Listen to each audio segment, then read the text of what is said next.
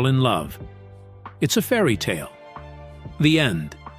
Except Tom Bower and serious researchers have been asking for years whether that meeting was, in fact, engineered, deliberately, carefully, by people with serious money, serious connections, and a very specific interest in placing Meghan Markle in front of Prince Harry. The name Marcus Anderson keeps coming up in this context, a well-connected member of the Soho House set. Someone who has remained extraordinarily, inexplicably close to Harry and Meghan long after virtually everyone else in their social circle has been ghosted, discarded, or publicly denounced. Tom Bower himself has noted that Meghan is quite ruthless in dropping and dumping people, and then very publicly castigating them. She has a very long list of people she has ghosted. So why has Marcus Anderson survived that cull? Why is he still in their orbit years later when so many others are gone? That is a question worth sitting with, because in any investigation, whether journalistic or legal, the person who survives the purge is always the most interesting person in the room. Tom Bower versus the narrative. Tom Bower did not just write a book about Harry and Meghan, he opened a door. And through that door, people are now walking, asking questions that should have, and the photographs are part of why. Pictures that researchers describe as placing Meghan in specific contexts, on specific vessels, with specific individuals whose names, when connected to hers, raise questions that the official Sussex narrative has never been asked to answer. And then there are the photographs. Pictures that, according to researchers who have been tracking this story, place Meghan in contexts, and with individuals that raise questions she has never been asked to answer publicly. Tom Bower has documented how much of Meghan's pre-Harry history appears to have been systematically removed from the internet. Scrubbed, as some researchers put it, long before the public ever knew who Meghan Markle was. Which brings us to the Soho House meeting. The official narrative is one of the most successful pieces of mythology in modern royal history. Two people meet by chance through a mutual friend. Catherine, Princess of Wales, felt threatened by Meghan Markle. On that point, the pushback from his own audience was immediate, fierce, and almost unanimous. And I think that pushback tells us something important, because here is what Catherine actually felt. Not threat, but fury. The particular fury of someone who has earned something watching another person try to take a shortcut straight to the reward without paying any of the cost. Think about what Catherine has done.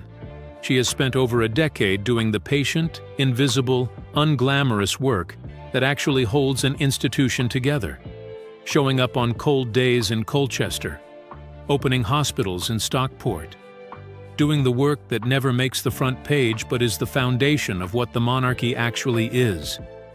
She sacrificed privacy and freedom and spontaneity for it.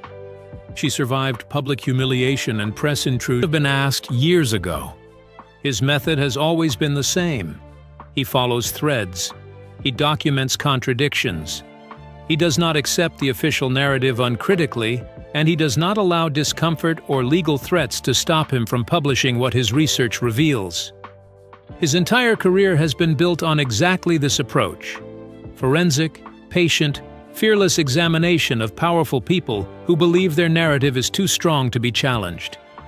And what makes Tom Bower particularly significant in the Sussex story is that his audience agrees with virtually everything he says, almost universally. Except for one point, his suggestion that Catherine and family drama for it.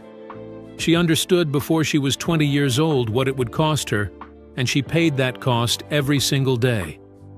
And then Meghan Markle arrived and made absolutely clear, from almost the first week, that she had zero intention of doing any of that. Tom Bower has documented this comprehensively.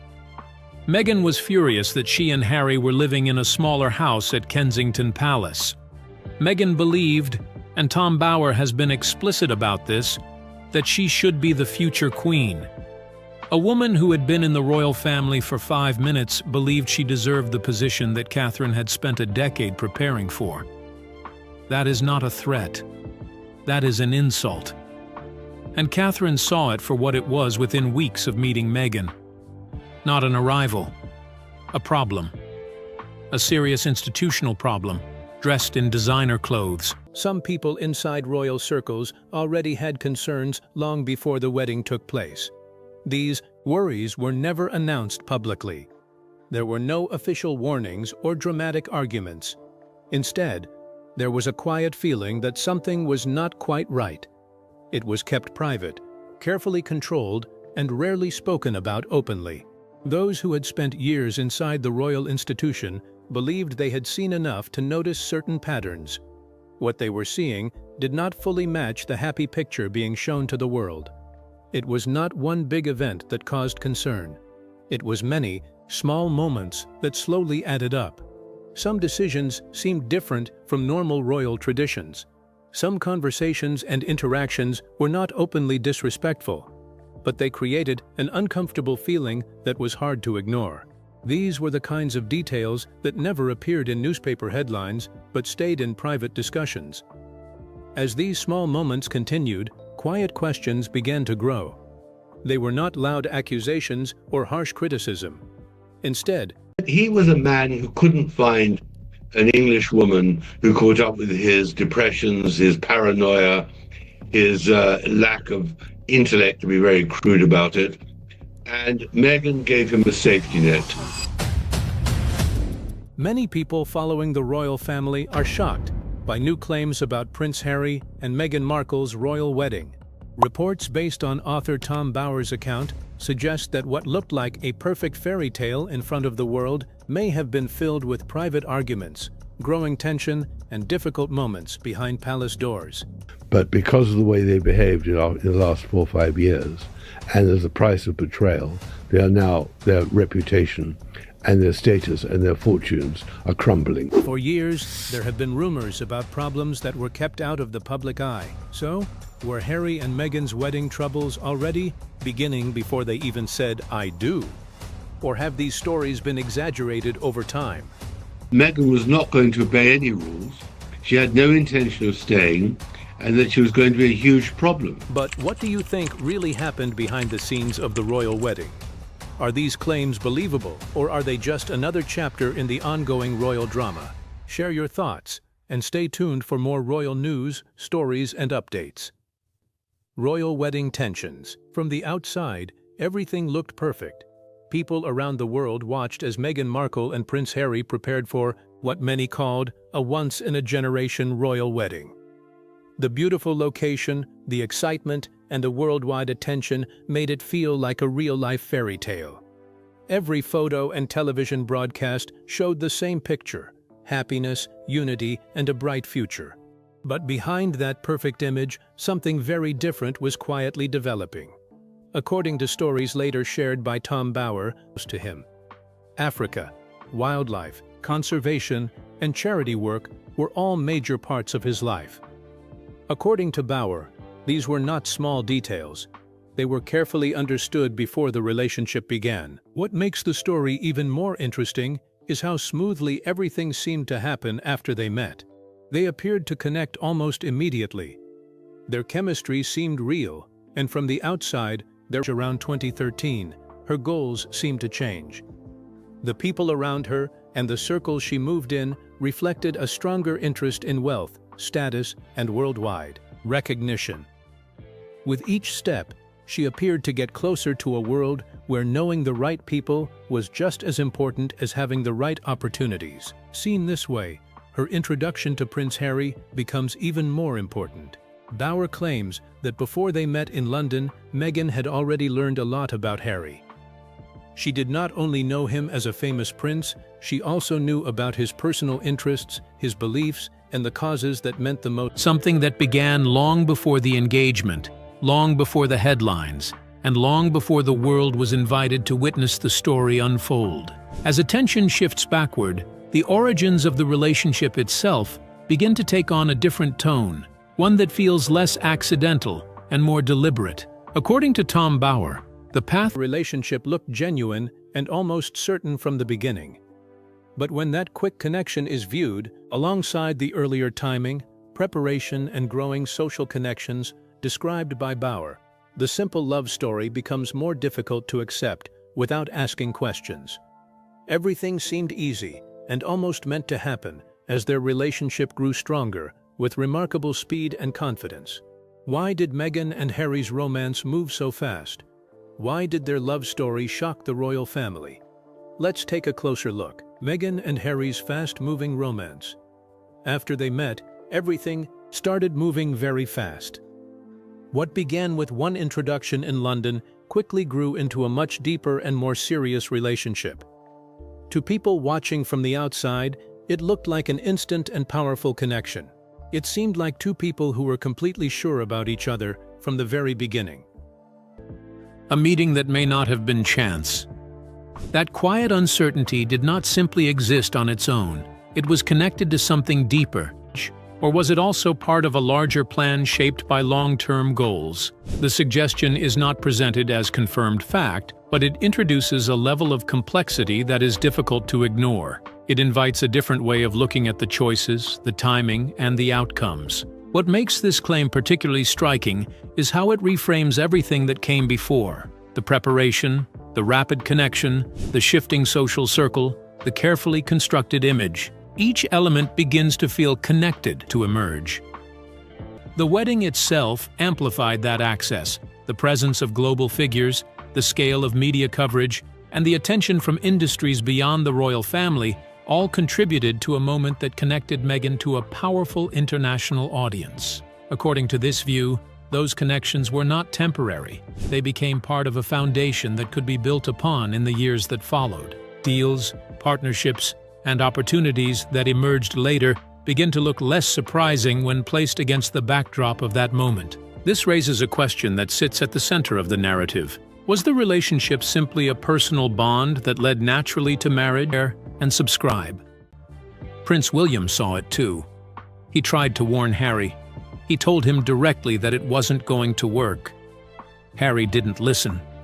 Because Harry, as Tom Bower has made clear, was caught. He was determined to marry Meghan for his own reasons. Reasons that are becoming clearer as the full picture of how that relationship was initiated and cultivated continues, as though part of a broader movement rather than isolated moments. And if that perspective holds even a fraction of truth, then the story of the royal wedding is not just about what the world witnessed that day, but about what was quietly set in motion beyond it. So, what do you think? Was the royal wedding a genuine love story, or a carefully shaped illusion hiding deeper truths and shifting loyalties? We'd like to hear your thoughts in the comments. Don't forget to like, share. Slowly unfolding. Behind every polished moment were small pieces of a deeper story that most people never saw. How did Harry and Meghan meet? Was their meeting really a lucky coincidence, or was it the result of careful planning? Let's uncover the truth. Meghan and Harry's meeting, that quiet feeling of doubt, did not appear without a reason. It was linked to something much deeper, something that started long before the engagement, long before the news stories, and long before the world watched their relationship. As we look back at how it all began, the story starts to feel different. Instead of looking like a simple twist of fate, it begins to seem from inside the royal family. Still, none of this was visible to the millions of people who watched the wedding. The ceremony went ahead without any sign of doubt. It was filled with tradition, careful planning, and beautiful moments. To the world, everything looked perfect and complete, but those quiet concerns did not appear without a reason. They had been growing little by little, shaped by small moments that seemed unimportant at first, until they became impossible to ignore. Hidden beneath the beautiful ceremony and worldwide celebration, a very different story. They were careful thoughts about what this marriage might mean for the future of the royal family. At the same time, the public saw a completely different story. News reports focused on love, hope, and the beginning of a new chapter for the monarchy. This created a clear difference between what the public believed and what some people inside the palace were quietly thinking. One story was celebrated by millions around the world, the other remained behind closed palace doors. What makes this especially important is the timing. These concerns did not appear after the wedding because of later events. They existed before the ceremony before the vows were exchanged, and before everything became official. That changes how many people may see the story. It suggests that some of what happened later may not have come as a complete surprise to those who had been watching closely and more carefully planned. According to Tom Bower, the road that brought Meghan Markle into Prince Harry's life was not as unexpected as many people believed. In interviews, their relationship was described as something that happened naturally. It was said to be a blind date, a simple introduction, and two people meeting without expecting anything special. But Bower offers a different view. He believes their meeting was shaped more by planning and purpose than by pure chance. He says that, in the years before they first met, Meghan had been spending more time with wealthy and influential people. This change did not happen overnight. It happened slowly and with clear direction. After the end of her first marriage, the public, it remained a story of love unfolding naturally. To those looking more closely, it became something more layered, something that invited a second look, not because of what was visible, but because of how quickly everything fell into place. But the most noticeable change was not just the speed of the relationship, it was what began to happen around it, and who Harry was becoming within it. What if the love story everyone believed was only the surface of something far more calculated, where every moment aligned too perfectly to be a coincidence? And as the romance intensified, why did everything around Harry begin to quietly change in ways few could explain? Stay glued. The pace stood out. There were also subtle suggestions of urgency, not pressure in an obvious sense, but a steady movement toward commitment that left little room for pause. Conversations about the future, about life choices, and even about timelines appeared to happen earlier than expected. The relationship did not linger in uncertainty. It moved forward with purpose. What makes this moment even more significant is how it connects back to everything that came before. The preparation, the positioning, the understanding of Harry as an individual. When placed together, these elements create a picture that feels carefully aligned, even if it is not openly acknowledged. To certain he felt, how quickly he believed he had found the person he had been searching for. That level of certainty, so early on, became a defining feature of the relationship. It gave the story a sense of intensity that was difficult to ignore, a term used to explain a pattern where affection, attention, and emotional connection are expressed in overwhelming amounts at the beginning of a relationship. It creates a powerful bond, one that can feel genuine, and Mediterranean years and the engineered meeting. This is the part of the story that Tom Bower has been building toward for years. And it is the part that mainstream media has been most reluctant to touch. Until now. Before Meghan Markle was a minor cable television actress on a show called Suits, there was a period undeniable, but also one that forms very quickly. In this case, that rapid emotional build seemed to draw Harry in completely. His responses reflected deep attachment, formed in a relatively short time. The relationship became central to his world. Plans were discussed early. The future was imagined almost immediately. From the outside, it felt like a modern love story moving at its own pace. But inside royal circles, where caution and tradition often guide decisions, but the suggestion alone begins to shift the way the story is viewed, may have been guided by intention behind the scenes. What makes this even more compelling is how naturally everything seemed to unfold afterward. The connection appeared immediate. The chemistry is undeniable. From the outside, it felt authentic, almost inevitable. But when placed against the backdrop of prior movement, research, and timing, the simplicity of that narrative becomes harder to accept without question. Everything looked effortless, almost destined, as their connection deepened with striking speed and royal family. He built his reputation over decades. Meghan is a person who controls the narrative, who had become part of the royal family she couldn't understand. Working through subjects that included powerful media moguls, politicians, and business figures who had significant resources and motivation to push back against uncomfortable scrutiny. Go directly to the people who were present, build the account from the inside out, and let the sourcing carry the argument rather than letting assertion do the work that evidence should do. That led Meghan Markle into Prince Harry's world was not as spontaneous as it was often presented. In interviews, The connection was described as natural, almost effortless. A blind date, a simple introduction, two people meeting without expectation, one shaped by preparation and intention rather than coincidence. He suggests that in the years leading up to that first meeting, Meghan had already been moving steadily through increasingly influential social circles. This was not a sudden shift.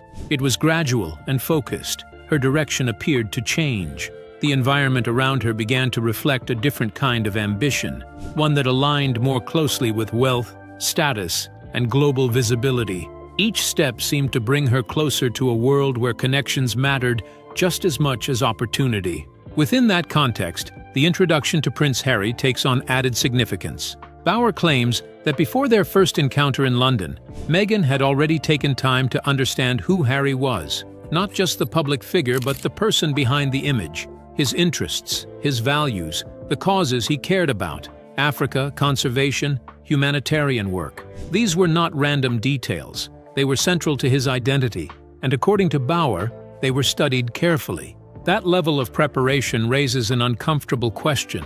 Was this truly a chance meeting, or was it the result of careful positioning? The answer is not presented as fact, certainty. But when timing, preparation, and precision are placed side by side, one question lingers. Was this truly fate unfolding, or something far more deliberate already set in motion? Stay with us. Two people driving this conversation.